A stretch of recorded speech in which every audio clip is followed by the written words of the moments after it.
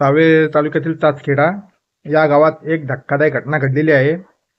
Short सर्किटमुळे current लागल्यामुळे बाप लेकीचा जीव गेला। समाधान अशोक कोळी वय 36, त्यांची मुलगी मानवी छोटी चिमुकली वय 11 वर्ष, या दोघांचा इलेक्ट्रिक शॉक लागल्यामुळे चाचखेडा या गावात मृत्यू झाला आहे।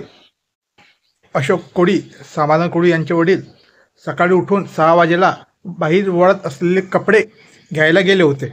इलेक्ट्रिक तार खाली तुटून पडला होता, त्या तारावरती त्यांचा रुमालही पडला होता। ते रुमाल घ्यायला गेले, अचानक त्यांना जोराचा झटका लागला आणि ते साईडला जाऊन पडले।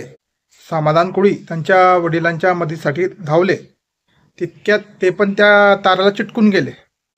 वडील तारांना चिटकले हे बघून मानवी कोळी हे पण त्यांच्या वडिलांच्या मदतीत धावत गेली। त्यात चुकून स्पर्श तारांना झाला, इलेक्ट्रिक तारांना त्याचा चुकून स्पर्श झाला, तेही तिथे चिटकली।